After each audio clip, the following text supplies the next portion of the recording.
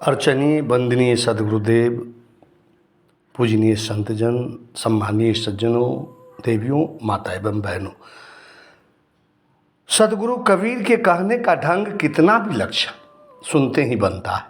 उनके कहने का ढंग बड़ा ही सरल, साफ सुथरा, थोड़ा भी टेढ़ा मेढ़ा नहीं। यही कारण है कि पंडित उनके मार्ग पर नहीं चल सका, इसलिए कि पंडित को टेढ़ा मेढ़ा रास्ता पसंद है। प्रत्येक व्यक्ति ईश्वर के बारे में जानना चाहता है। लाखों बार परमात्मा के बारे में बता दिया जाए, फिर भी लोगों को विश्वास ही नहीं होता। आज हम बताएंगे कि परमात्मा कैसा है, कहाँ रहता है, मन क्या है, संसार क्या है। ये उपदेश अच्छा और ज्ञानवर्धक लगे तो चैनल को लाइक और सब्सक्राइब अवश्य कर देंगे। कबीरदास जी के इस शब्द की शुरुआत एक रूस के लेखक चेखोव की एक प्रेरणादायक कहानी से करने जा रहा हूँ। ध्यानपूर्वक सुनेंगे। एक सेठ जी थे। सेठ जी का एक ही पुत्र था। सेठ जी बहुत धनवान थे, लेकिन बहुत ही कंजूस भी। सेठ जी को अपने लड़का से नहीं पटता था। एक दिन सेठ जी और उसके लड़के के बीच किसी बात को लेकर अनबन हो गया, वाद विवाद हो गया और सेठ जी का लड़का घर छोड़कर भाग गया। सेठ जी को एक ही लड़का था। जब भागा था उस समय सेठ जी को काफ़ी अकड़ थे, काफ़ी कमाता था, व्यापार खूब चलता था, अच्छा कमा लेता था। लेकिन धीरे धीरे ये अकड़ जो है ढीला पड़ने लगा, शरीर बूढ़ा होने लगा, मौत करीब आने लगा। 10-15 साल बीत गए और लड़के का आने का कोई उम्मीद नहीं दिख रहा था। सेठ जी थोड़ा झुका, खोजने वाले को भेजा, क्योंकि पूरी संपत्ति का वही मालिक था। मुंह तो किसी को छोड़ता नहीं और बुढ़ापा में मुंह और भर जाता है। एक दिन पता चला कि सेठ जी के लड़का पास के ही शहर में है और बड़ी मुसीबत में। लड़का हर समय अपने बाप को याद करता रहता है, लेकिन घर लौटने का हिम्मत नहीं जुटा पाता। लड़का कहता है कि पिताजी अगर बुलाने आएंगे तो हम घर लौट जाएंगे। फिर क्या था, सेठ जी तो चाहता ही था कि बेटा घर लौट जाए और सेठ जी लड़का को खोजने के लिए शहर की ओर चल दिए। एक शानदार होटल में ठहरा। अंधेरी रात में सेठ जी ने पाया कि होटल के कमरे के बाहर कोई बहुत खांसता है, खखारता है, कहरता है। सेठ जी होटल का दरवाज़ा खोला और उस आदमी से कहा, भागो यहाँ से, सोने दोगे कि नहीं। बड़ी ही सर्द रात थी, रूह कपकपाती ठंड थी।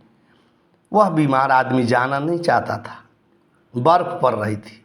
सेठ जी धक्के देकर बरामदे से बाहर कर दिया और आराम से जाकर सो गया।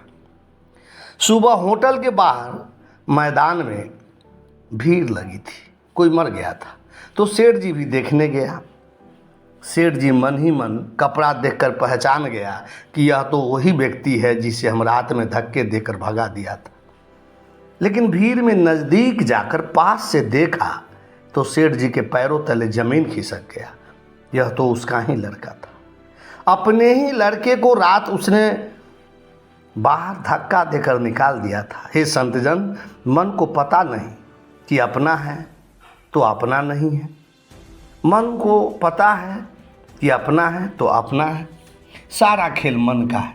क्षण भर पहले सेठ जी को उस आदमी से कोई मतलब नहीं था। आदमी मरा पड़ा है, भीड़ लगी है और सेठ जी क्षण भर बाद छाती पीट पीट कर चिल्ला रहा है कि मेरा ही बेटा मर गया और वह पीड़ा जीवन भर रहेगा, क्योंकि मेरे कारण ही मरा है। इसके मौत का जिम्मेदार मैं हूँ। अगर रात में धक्का देकर नहीं निकालता, इसका उपचार करवाता तो ठीक हो सकता था। हे संतजन, ये सारा खेल मन का है।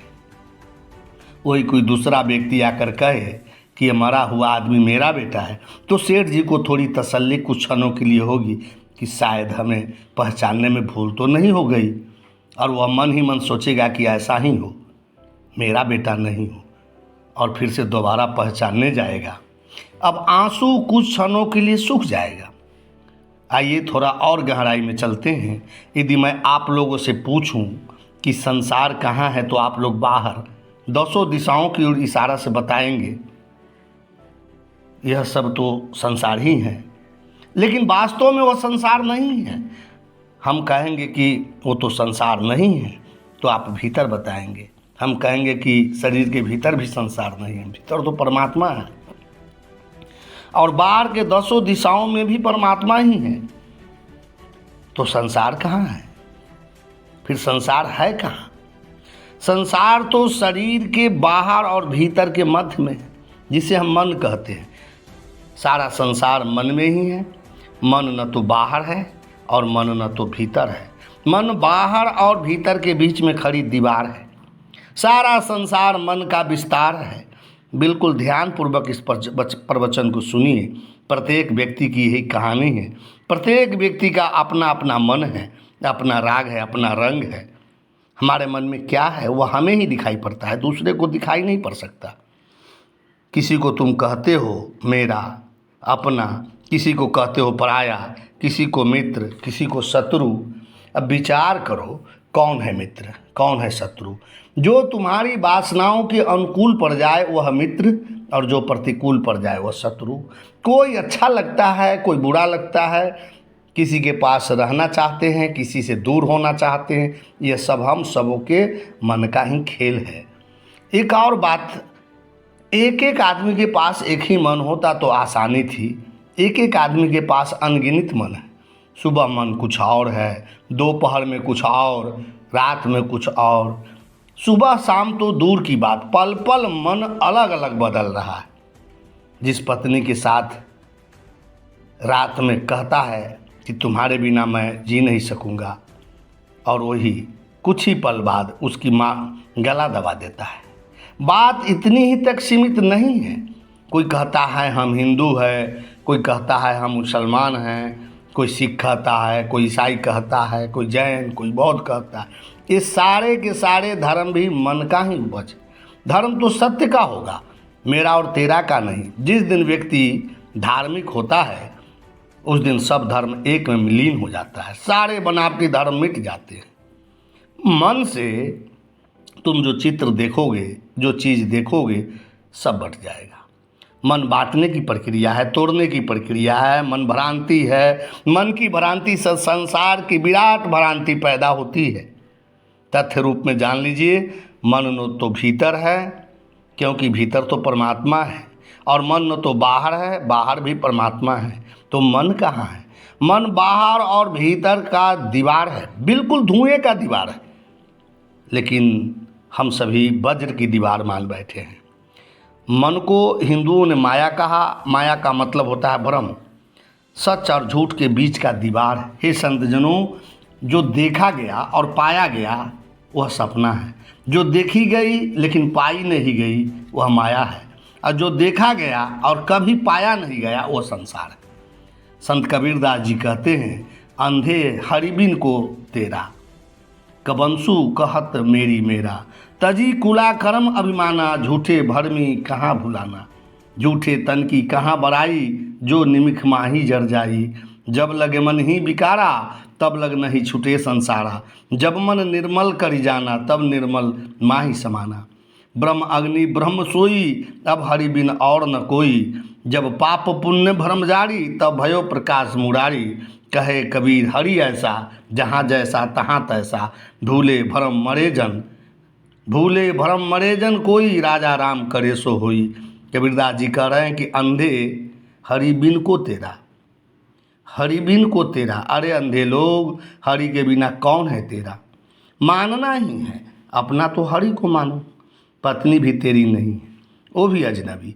महात्मा बुद्ध ने कहा, तुम नाव से नदी पार करते हो, फिर तुम नदी पार हो जाते हो तो नाव को भूल जाते हो, नदी में ही छोड़ जाते हो।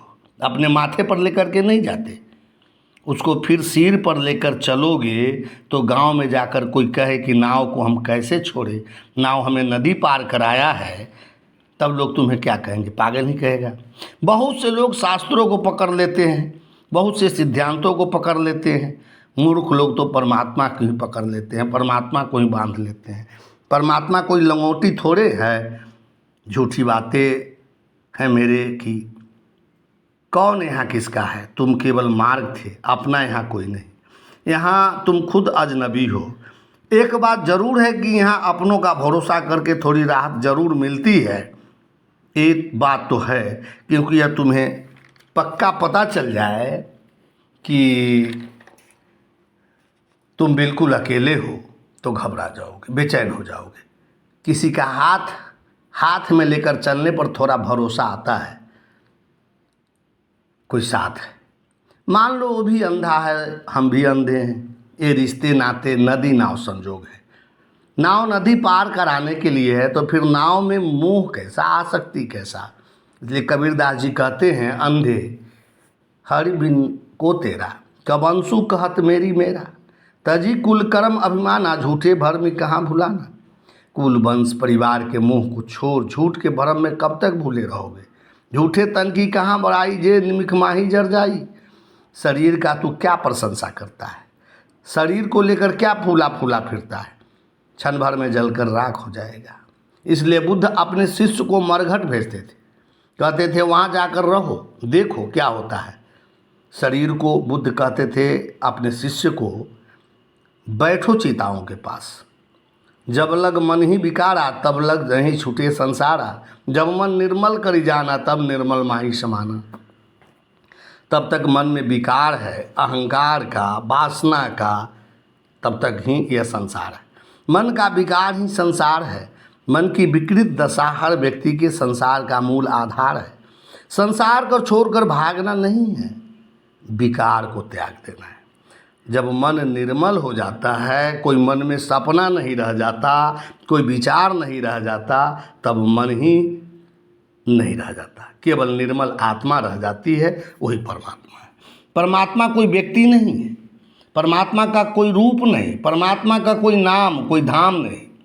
परमात्मा सभी का अस्तित्व है, सभी कुछ के भीतर छिपा हुआ जो सार गुण है होने का, वही परमात्मा है। एक बात अच्छी तरह याद कर लीजिए, जब तक तुम मंदिरों मस्जिदों में परमात्मा को देखोगे, तब तक तुम आदमी के बनाए गए परमात्मा में उलझे रहोगे। वह सब मन का खेल है। मंदिर मस्जिद सब संसार में है, परमात्मा में नहीं है, क्योंकि वह मन का विस्तार है, मन का खेल है, और सबों का अपना अपना मंदिर मस्जिद गुरुद्वारा है। साफ बंदगी, साफ बंदगी, साफ बंदगी।